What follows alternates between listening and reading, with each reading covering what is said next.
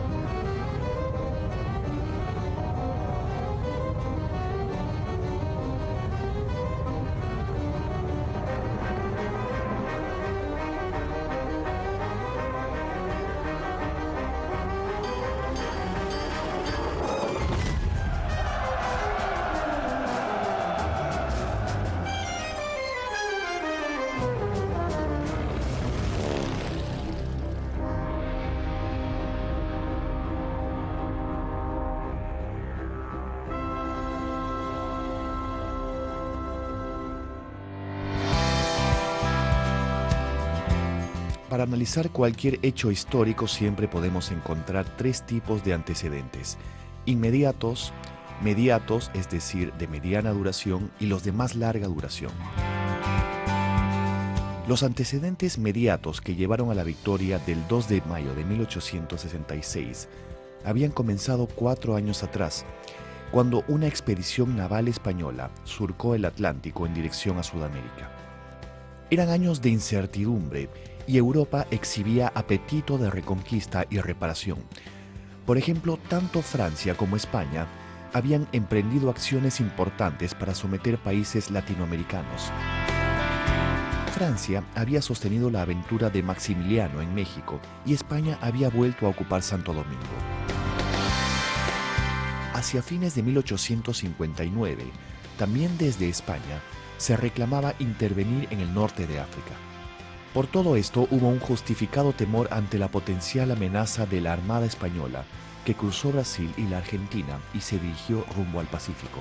Y en España había mucha inquietud política que tenía que ver con la lucha entre liberales y conservadores. Los conservadores empujaban la idea de una reconquista de los territorios americanos, mientras que en los países americanos había un sector conservador también que pensaba que la República había fracasado, que había sido una empresa equivocada y que debía volverse a un tipo de protectorado con alguna potencia europea.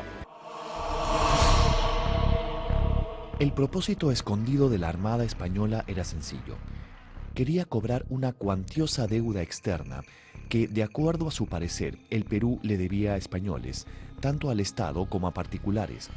Para lograrlo, España evaluaba que el guano le había devuelto recursos al erario peruano y que el país estaba en capacidad de pagar. A la vez, España evaluaba que continuaban los desórdenes políticos y que el desgobierno era tal que sería fácil presionar al Estado para cobrar un último tesoro peruano. Pero con España hay más resistencia a aceptar esta deuda, porque parecía que era reconocer otra vez un tipo de sumisión a la que había sido nuestra metrópoli. De manera que se fue agrandando lo que el público llamaba la cuestión española, ¿no? La deuda con los españoles.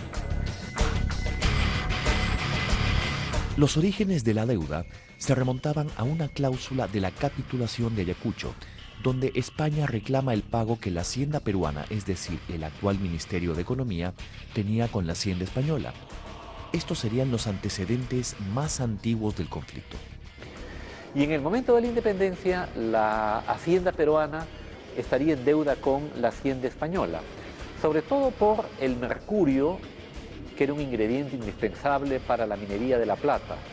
En aquellos años, el mercurio venía principalmente de las minas españolas de Almadén y era vendido a crédito a los mineros peruanos.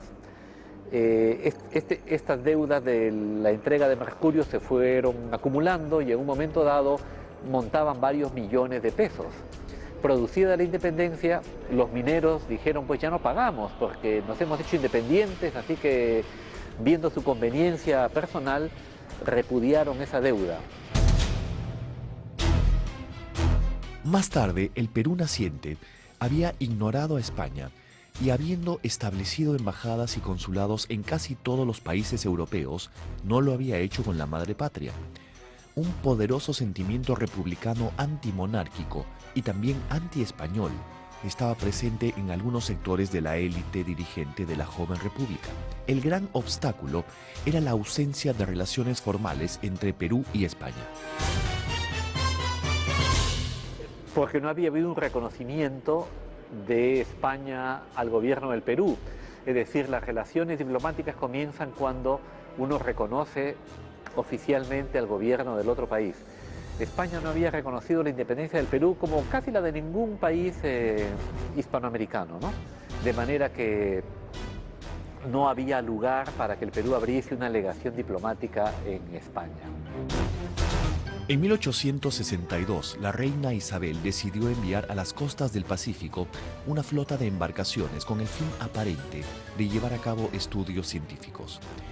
De hecho, al comenzar el viaje hubo algunos científicos y profesores de geología, zoología, botánica, etc. Entre esos científicos estuvo Marcos Jiménez de la Espada, consagrado más tarde americanista insigne y famoso recopilador y editor de documentos coloniales. Era agosto de 1862 y faltaban casi 4 años para el enfrentamiento bélico. El resto de la expedición eran barcos militares que tenían este propósito punitivo, como le estoy llamando, coactivo, ¿no? Una especie de cobranza coactiva que querían hacernos a los peruanos.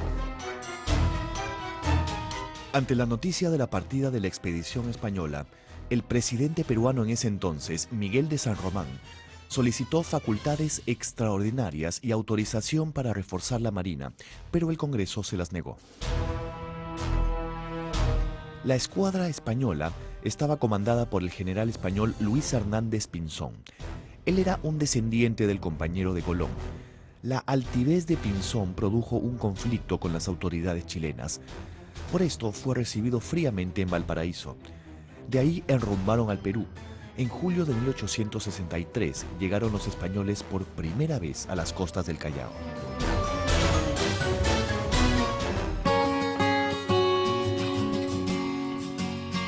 La primera vez que la escuadra española llegó al Callao fue en son de paz. En julio de 1863 anclaron y tanto Pinzón como sus jefes fueron recibidos en los salones de Lima.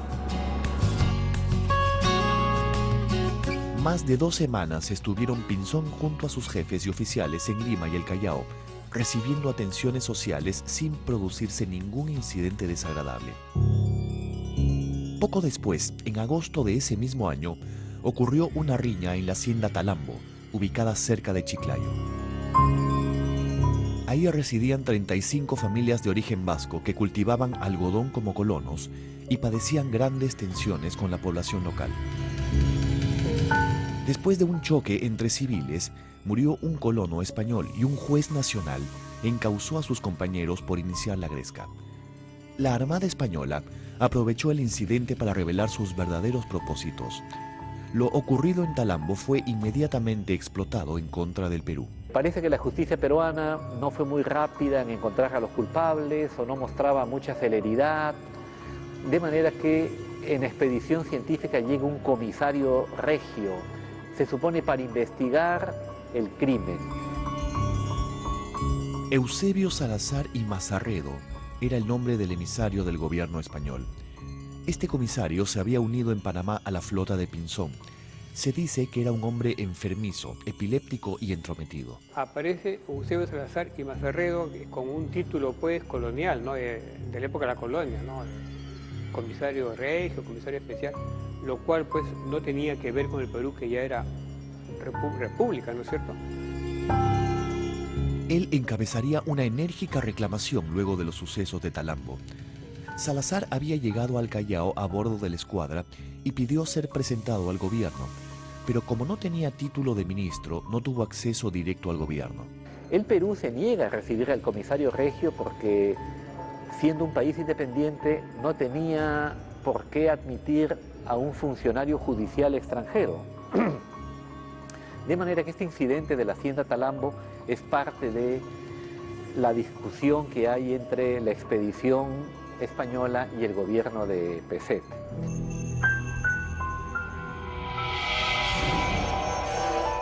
Como Salazar no fue bien recibido, se dio por ofendido y se retiró a las Islas Chincha, donde se había dado cita con Pinzón. En circunstancias de gran tensión diplomática, Pinzón y el comisario Salazar resolvieron sin más trámite ocupar las Islas Chincha e izar en ellas la bandera española. Que Salazar y Mazarredo en realidad, tipo inteligente, tipo brillante, que lo que busca es una suerte de carambola, vamos a capturar las Islas Chincha y a presionar al gobierno peruano, y además con los recursos de las Islas Chincha vamos a comprar Gibraltar. ¿Ya? Es una cosa alucinante, pero bueno, eso es lo que él piensa. Esas islas eran claves porque allí estaban los mayores depósitos de guano entonces en explotación y constituían la mayor fuente de riqueza del gobierno peruano. Era abril de 1864. De manera que podríamos decir que nos tenían cogidos por la garganta, ¿no?, al haber agarrado las Islas Chincha. La Cancillería envió a todos los gobiernos de América una nota comunicándoles el atentado, y en todos los países vecinos se alzaron voces de protesta en contra de la ocupación. La agresión estaba consumada y la opinión pública peruana reaccionó pidiendo guerra.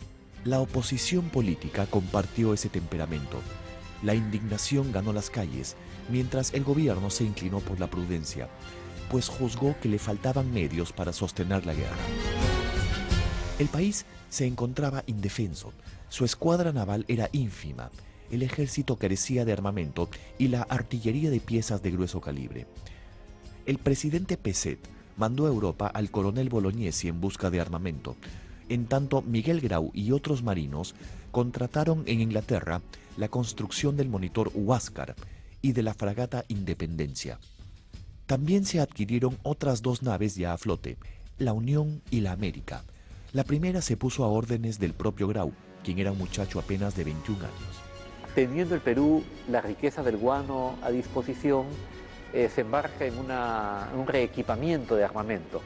Se compran entonces los barcos blindados, el Huáscar y la Independencia, que era un nuevo tipo de barco de guerra, barcos forrados de planchas de acero que podían resistir los cañones del enemigo y que habían demostrado su eficacia en la guerra civil de los Estados Unidos.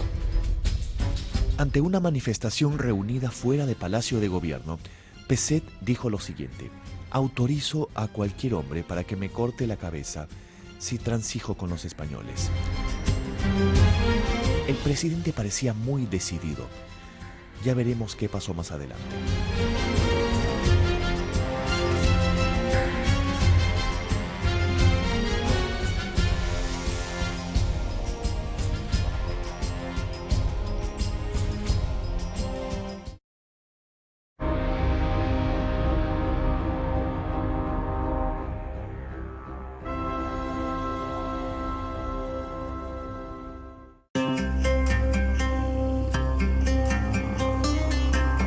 El 28 de julio de 1864 se instaló el Congreso. Ramón Castilla fue elegido presidente del Senado Primero habló Peset, dio su tradicional discurso de 28 de julio, pero no se pronunció muy firmemente sobre la posesión de las Islas Chincha. Luego le tocó el turno a Castilla como presidente del Senado y este rompió todo el protocolo parlamentario y dio un discurso muy airado, pidiendo básicamente la declaratoria de guerra. El discurso de Castilla fue muy duro, pero hay que recordar que el Perú vivía en esos momentos una situación muy dura. Lo que él hizo fue colocar el debate político en términos de principios. Después Castilla fue apresado y deportado a Gibraltar, pese a su condición de expresidente en 2 ocasiones y héroe de la independencia.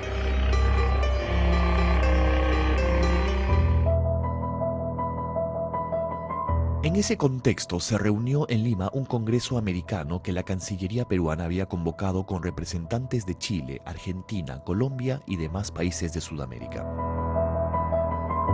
Más tarde, el gobierno firmó el Tratado Vivanco-Pareja, por el cual el Perú se comprometía, entre otras cosas, a pagar 3 millones de pesos como deuda externa española.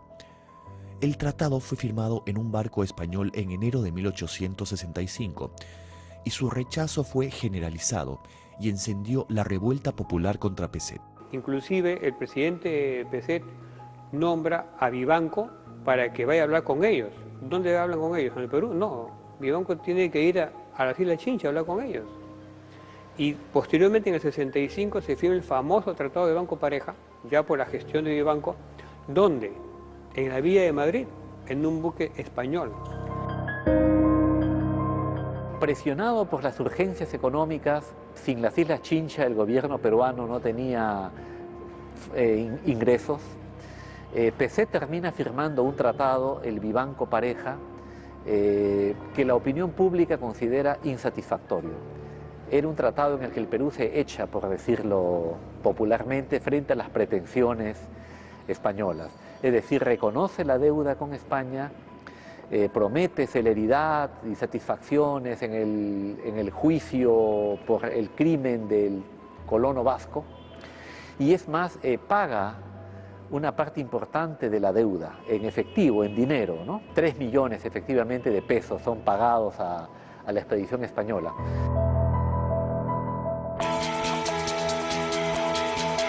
Luego de la firma del Tratado Vivanco-Pareja, algunos oficiales y marinos españoles desembarcaron en el Callao.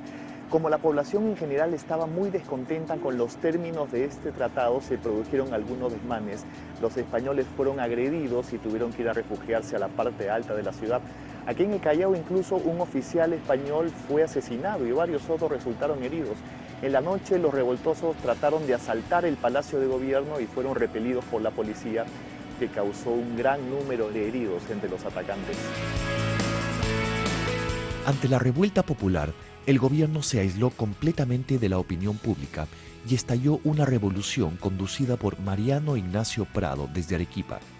El movimiento se propagó por todo el país. En las puertas de Lima, el ejército insurrecto realizó un movimiento estratégico y capturó la capital sin disparar un solo tiro. Y así Mariano Ignacio Prado derroca al gobierno de Peset y van a tener lugar nuevas negociaciones, pero en verdad ya la flota española había cobrado y en verdad fue difícil cambiar este tratado, digamos así, ¿no?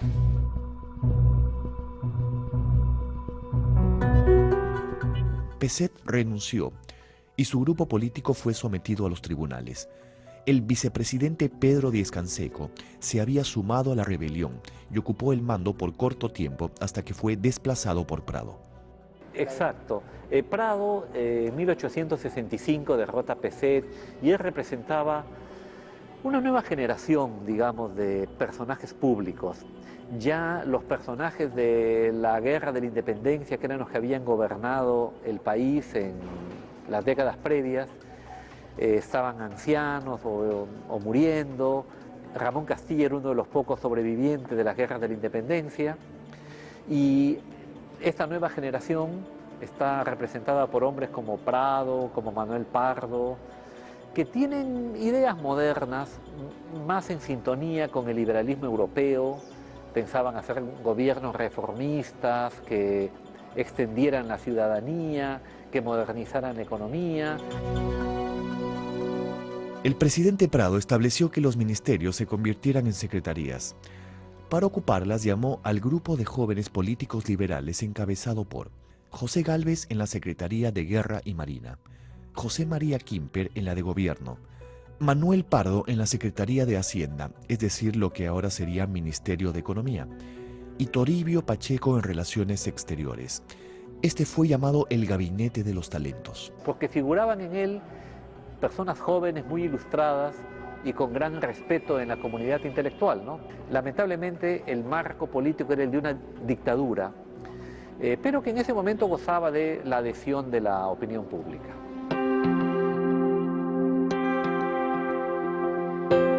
Pacheco declaró la guerra a España y dio decretos que impedían a los españoles salir del país y realizar transacciones.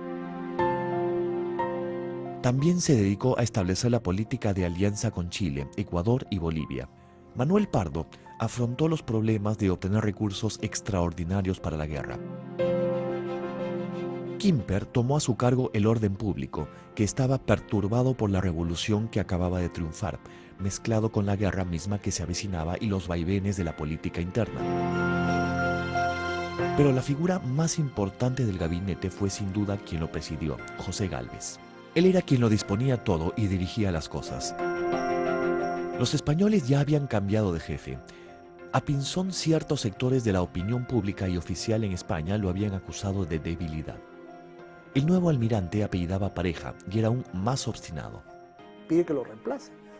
Y claro, lo van a mandar a reemplazar con Pareja, que Pareja es limeño. Durante la Guerra Civil en territorio nacional, la Armada Española se movilizó a aguas chilenas. Como vimos, Perú ya había roto relaciones con España. En ese momento, se firmó con Chile un tratado de alianza ofensiva y defensiva. A este pacto luego se adhirieron las repúblicas de Ecuador y Bolivia. Era una cuádruple alianza.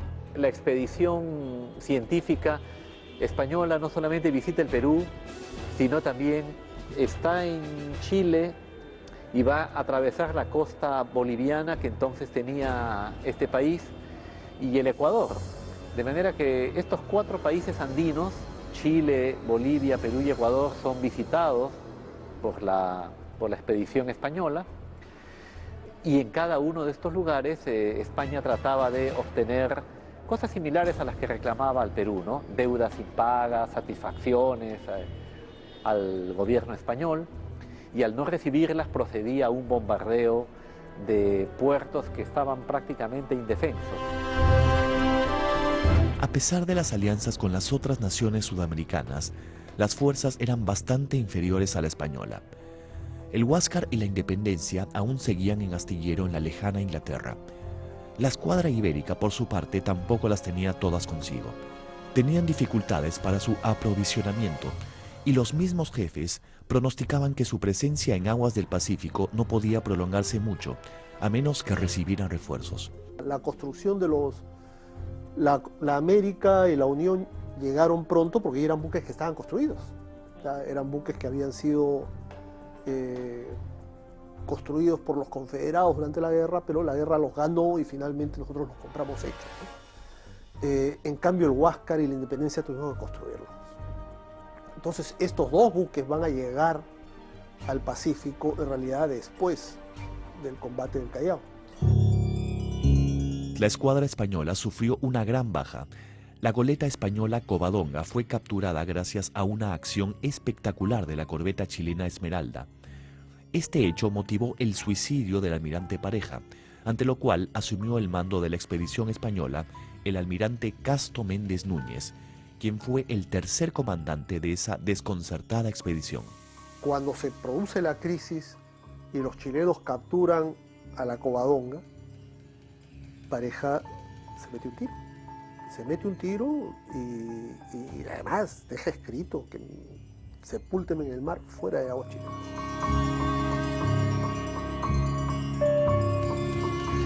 Antiguamente los barcos tenían en la parte de adelante o en la proa lo que se llamaba el mascarón de proa, que eran figuras muy grandes talladas en madera, como esta por ejemplo, que supuestamente protegían espiritualmente al barco. Este representa a la diosa Minerva y era el mascarón de proa de la nave española Nuestra Señora del Triunfo, que fue la primera nave española en llegar con la expedición científica. Bueno, la historia de esto es interesante. Unos años después, este buque se quemó por un accidente, se incendió y el mascarón de proa se hundió y fue encontrado un tiempo después varado en las playas de Chincha. Y ahora está aquí en el Museo Naval.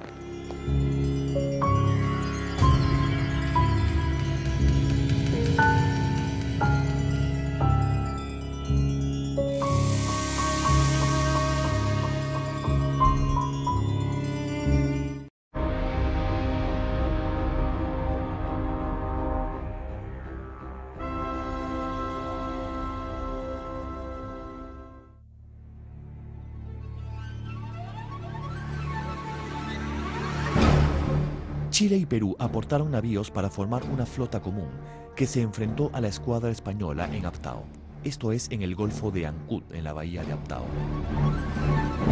Ahí una pequeña escuadra aliada, integrada por 3 buques peruanos y 1 chileno, combatió pegada a los arrecifes contra la flota española que tenía un poder de fuego muy superior. Los buques chilenos eran, cuando empieza la guerra, era la Esmeralda, que captura la goleta Covadonga. Entonces eran 2 buques de guerra, todo lo que tenía Chile en ese momento, y nosotros mandamos al sur a la fragata Purímac, a la fragata Amazonas y a las 2 corbetas América y Unión. Y claro, estos 6 buques no eran suficientes para batir a la escuadra del Pacífico, que es el nombre que tenía la fuerza española. La táctica de pelear pegado a las rocas funcionó y los españoles abandonaron el combate después de 2 horas de intenso cañoneo. La escuadra española había sido reforzada sucesivamente, pero su principal unidad era la Numancia, que era el buque más poderoso del mundo en ese momento. No era un reto fácil. Entonces lo que va a hacer estos 6 buques, perdemos uno, perdemos la Amazonas al entrar al estrecho de Chayahue, en la isla de Aptao. Lo que van a hacer estos 5 buques restantes es tratar de evitar ser destruidos. Y ese es el combate de Aptao, ¿no? El mando de los aliados recayó en el capitán de navío peruano Manuel Villar. Ese día, el joven Miguel Grau estuvo al mando de la corbeta Unión. Era el 7 de febrero de 1866.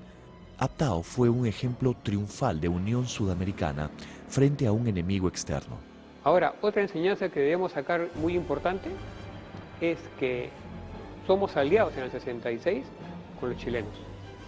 Y la Covadonga que estuvo en el combate de Aptao tiene a bordo a Pratt, Condell, Thompson.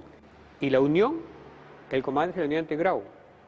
Y en esa flota están oficiales como Ferré, Aguirre. Todos ellos después se enfrentarían 3 años después, ¿no?, en la guerra del Guando y el Salito. En las primeras décadas después de la independencia, las identidades nacionales no eran tan claras ni revanchistas por las guerras que entre nuestros países ha habido después. Esto hacía que, en general, los americanos se sintieran connacionales, parecido a lo que ocurrió en la guerra de la independencia. Una vez que tuvo la noticia del combate de Aptao, Méndez Núñez decidió ir al que había sido el teatro del combate y al no hallar a las naves enemigas enrumbó hacia Valparaíso.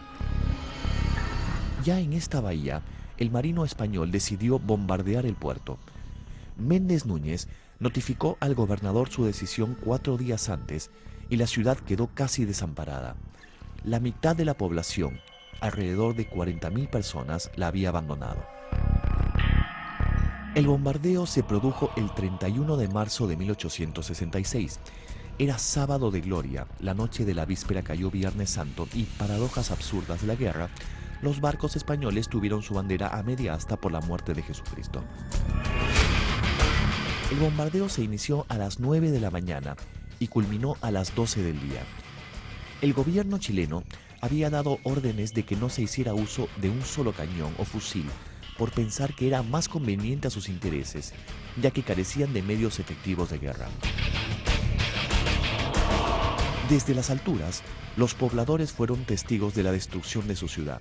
En el mismo Valparaíso, Méndez Núñez recibió el refuerzo de una fragata, 50 cañones y 300 hombres.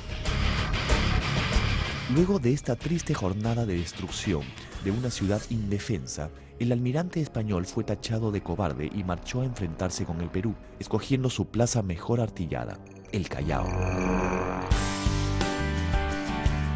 Luego de bombardear Valparaíso y de recibir algunos refuerzos, la flota española se dirigió hacia el Callao con el propósito de hacer lo mismo.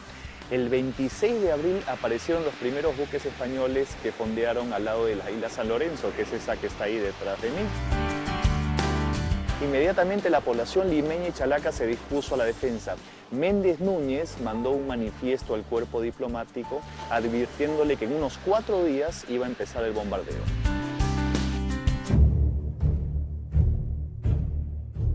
El entusiasmo que despertó la noticia era indescriptible.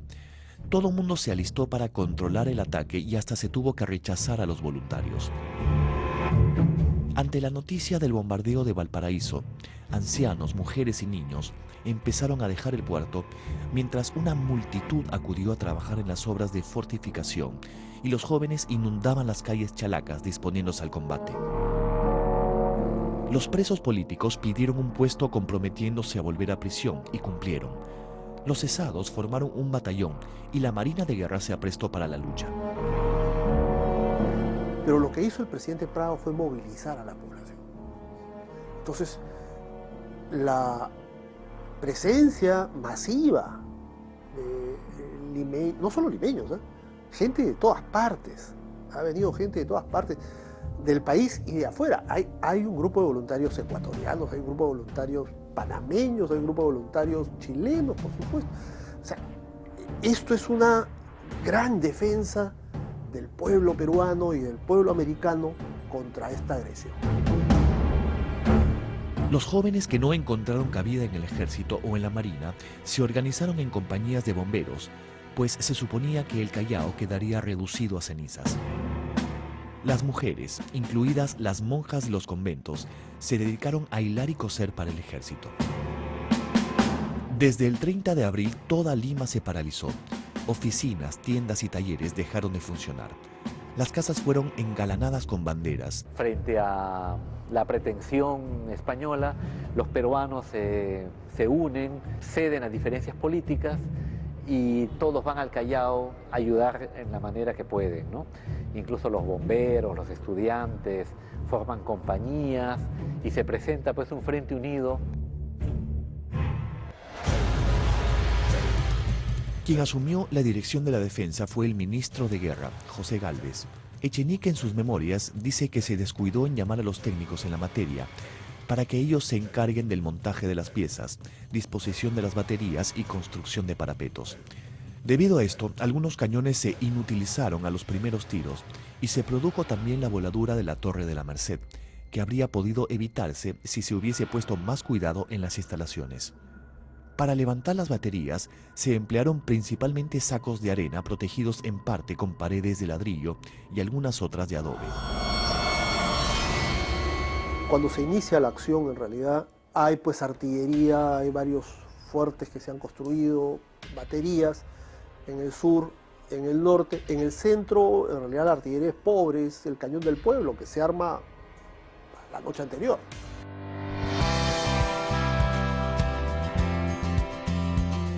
Este es el famoso Cañón del Pueblo, es el original que fue usado en el combate del 2 de mayo de 1866. Hasta hace unos pocos años todavía lo hacían sonar.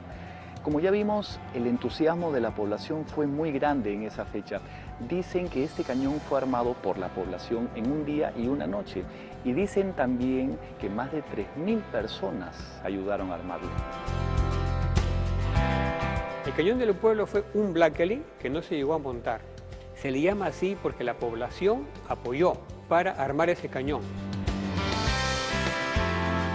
que es más bien más simbólico es ese cañón que digamos real durante el combate, porque se desmonta pronto, porque había sido montado apresuradamente.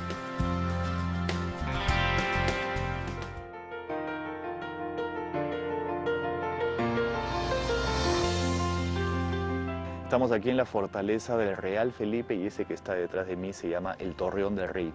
La gente suele pensar que desde aquí se combatió en el combate del 2 de mayo, pero en realidad no fue así. Las baterías y los fuertes en realidad estaban en la punta y en el Callao. Lo que sí es cierto es que aquí estuvo el presidente Mariano Ignacio Prado ese día de 1866.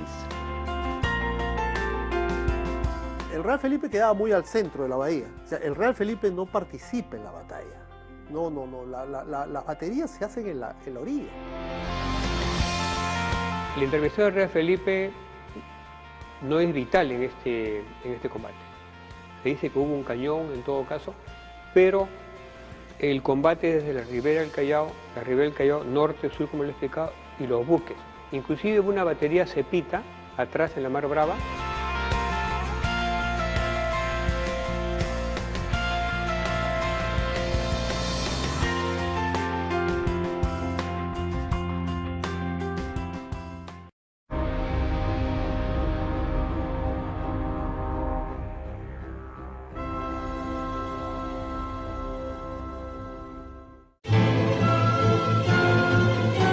La Armada Española estaba compuesta por 6 fragatas, una corbeta, algunos transportes y contaba con unos 300 cañones. La defensa del Callao consistía en baterías que estaban emplazadas a lo largo de la costa. Los pocos barcos peruanos que había también estaban anclados en la bahía y estaban al mando del capitán de navío Lizardo Montero. Uno de los puntos de defensa más importantes fue el fuerte La Merced, que estaba aquí en este lugar, en la punta, y donde ahora han construido esta maqueta gigante.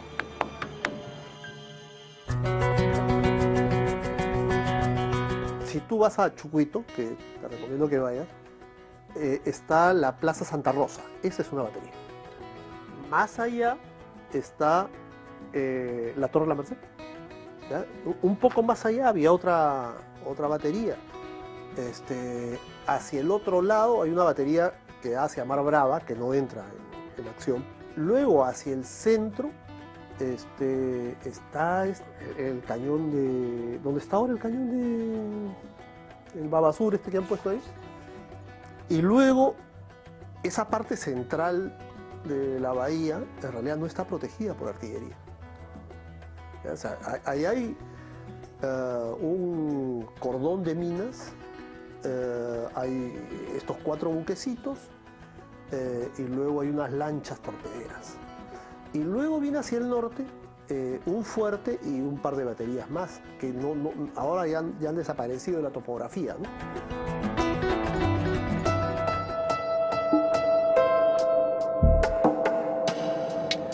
Esta es la Plaza Santa Rosa en Chucuito. Aquí se ubicó una batería durante el combate del 2 de mayo. Como ya hemos visto, los fuertes y baterías se ubicaban casi a la orilla y en esta parte del Callao. El Real Felipe está muy al centro de la bahía, por eso no participa del combate. El 1 de mayo estaba todo listo para el combate, pero los españoles esperaron el día siguiente porque les recordaba el levantamiento de Madrid contra los franceses. Los buques mercantes ya se habían colocado fuera de la zona de combate. Ese 1 día de mayo, jóvenes limeños armados recorrieron las fortificaciones cantando efusivamente. Leoncio Prado era alumno, tenía 12 años, 13 años, era alumno en el colegio militar que quedaba en Lima. Y la noche anterior del 1 de mayo se escapan 7 chicos de Lima, del colegio militar que era internado. Se escapan y se van a pelear al 2 de mayo. A las 11 de la mañana del 2 de mayo apareció la escuadra española tendida en una línea en forma de V chica. Se acercó tanto a la playa que pareció que iba a varar. El fuerte de La Merced no había sido terminado y lucía como el esqueleto de una torre. Ahí, en una suerte de balcón, combatió José Gálvez, secretario peruano de la guerra. Los barcos estaban anclados en la rada del Callao y pelearon como baterías flotantes siendo dirigidos por el capitán de navío Lizardo Montero. En el centro teníamos buques al mando de Lizardo Montero. Tumbes, estaba él a bordo, Loa, Sachaca, Colón y Victoria. Victoria, interesante esto de Victoria porque es como una especie, casi un monitor porque está protegido por rieles de acero, posiblemente del ferrocarril que ya existía en el 51, ¿no? Y armado por la Factoría Naval de Bellavista. Los contendientes estaban tan cerca que alcanzaban a verse y oían los gritos de mando del adversario. Como se cañoneaban prácticamente al descubierto, antes de media hora una nave española había sido puesta fuera de combate. La Torre de la Merced estalló a las 12 del día porque una bomba alcanzó los sacos de pólvora que se habían amontonado como parapetos. La torre había sido transformada en un polvorín. Allí murió Gálvez y otras 27 personas, entre ellos un joven apellidado Alarco, que es el primer mártir de los bomberos. El combate se va a iniciar en toda la zona a la vez. Y va a tener resultados diversos, ¿no? En realidad en el sur, que es donde actúa la Numancia, las fuerzas peruanas son muy castigadas, ¿no? Es ahí donde está la Torre de la Merced, ¿no? Lo que hoy es la entrada a la punta, y esa zona es muy castigada, ¿verdad? ¿Por qué? Porque, digamos, la fuerza oponente es más poderosa. Quienes han venido aquí a las playas de la Punta se pueden haber dado cuenta que son playas de piedra, no de arena. ¿Y cuál es el problema con esto? Que cuando cae un proyectil del enemigo sobre esta playa, sobre estas piedras a su vez se convierten en otros proyectiles y eso genera mucho más bajas. Bueno, como ya vimos, había muchos voluntarios civiles que habían venido acá y estaban preparados para recibir un desembarco del enemigo que nunca se produjo. De haber habido menos civiles en las playas, hubiera habido menos bajas en el bando peruano. Las fuerzas españolas no van a desembarcar, no tienen capacidad para desembarcar. O sea, no tiene sentido colocar tropas para rechazar un desembarco cuando no va a haber un desembarco. Entonces es una batalla que se debe dar, es un combate que se debe dar con artillería. El Callao estaba abandonado por quienes no eran combatientes. Las puertas de las casas estaban cerradas, aunque todas flameaban sus banderas patrias. Varios batallones esperaban cerca de los fuertes en caso de que los españoles intentaran un desembarco. Al lado de los últimos edificios entre el Callao y Bellavista estaban concentrados los bomberos limeños y chalacos. El cementerio de Bellavista se usó para el depósito de los heridos.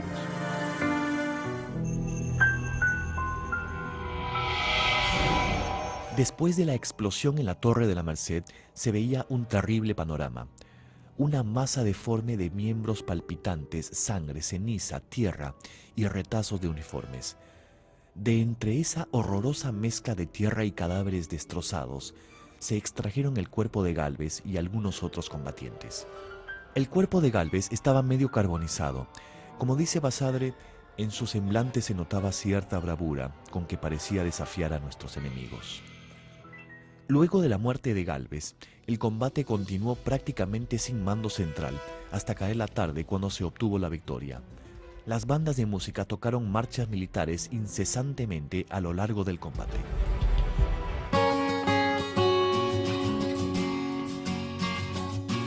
Esta es la plaza José Gálvez, aquí en el Callao, y ese señor que está ahí arriba es José Gálvez. Y la muerte de él privó a los liberales de su jefe histórico y le quitó al Perú uno de sus mejores hijos de aquella época. Él fue un puro que combatió la corrupción y fue un muy buen exponente del buen gobierno. De estatura pequeña, barba negra, siempre muy pulcro en el vestir. Había sido profesor en el Colegio Guadalupe y tenía la pasión de un revolucionario, pero también la serenidad y la apertura mental propias de un maestro. Él fue un liberal radical y fue clave para abolir el tributo indígena y para liberar a los esclavos negros.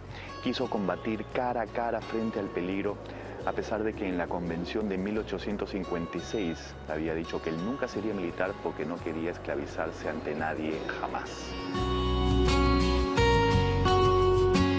Y José Gálvez era un intelectual liberal, junto con su hermano Pedro, no eran intelectuales liberales, habían sido congresistas de la República y se unen a la defensa del Callao.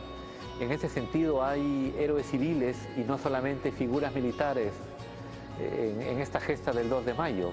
Y creo que el Gálvez representa la entrega de estos peruanos que, sin ser hombres de armas, querían ratificar la independencia del Perú e inmolan pues lo más precioso que se tiene, que es la propia vida, ¿no? Dos fragatas quedaron fuera de combate, pero la lucha prosiguió durante horas. En tierra también había muchas pérdidas, pero todavía las baterías y fuertes respondían a los tiros del enemigo. Solo a las 5 de la tarde, cuando ya caía el sol, se dio orden de suspender el fuego. A esa hora todavía los cañones del fuerte Santa Rosa disparaban sus tiros contra el enemigo. Las destrucciones materiales en el Callao se redujeron a la pérdida de la Torre La Merced, al desmonte de una batería y a un corto número de incendios que pronto fueron extinguidos. La población felizmente sufrió muy pocos daños. Es un hecho que se pensaba que podía ser el asunto mucho más grave de lo que realmente fue. Al fin y al cabo, murieron, por la parte peruana se dice, 65 efectivos y 150 heridos.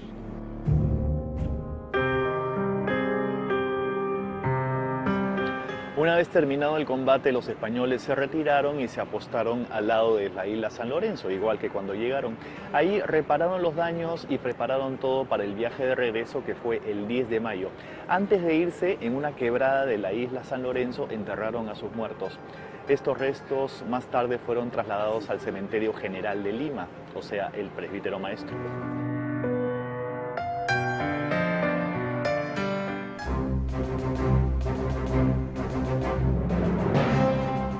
Los españoles se retiraron sin haber cobrado su deuda y sus barcos dieron la vuelta al mundo porque pusieron proa hacia las Filipinas. La retirada de Méndez Núñez por el Cabo de Hornos en el invierno de 1866 estuvo plagada de calamidades. Casi 1000 marineros se enfermaron de escorbuto y a los muertos tuvieron que arrojarlos al mar.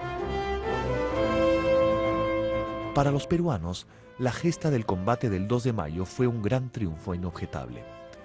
Se ratificó nuestra independencia gracias a la unidad nacional y a la intensa participación cívica. En el siglo XIX, después de Ayacucho, el 2 de mayo es la siguiente cumbre del patriotismo peruano. En esa jornada, el sentimiento lideró a los combatientes y bastó para darnos la victoria. Muchos han interpretado la gesta del 2 de mayo como la segunda independencia o la ratificación de la independencia o consolidación de ella, y creo que algo de esto tiene efectivamente que ver.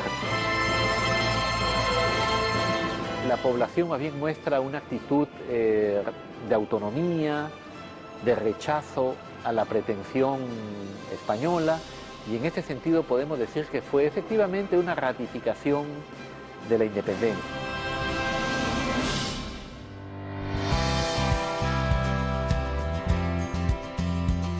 Solo un par de reflexiones para terminar este programa. Como dijimos antes, la historia nos sirve para no repetir nuestros errores del pasado y para recordar nuestras virtudes. Esta historia del combate del 2 de mayo nos deja como enseñanza la unión de todos los peruanos, la unión que los peruanos tuvieron en este combate, que fue la clave del éxito. Lo que pasó después es una historia completamente distinta. 13 años después volvimos a enfrentar una nueva guerra, pero esta vez el Perú estaba completamente desunido, además sumido en una profunda crisis en bancarrota y con luchas internas muy fuertes. Y esto al final nos costó la guerra. La gran reflexión de esta historia es que unidos podemos hacer grandes cosas. Chao, nos vemos en la próxima.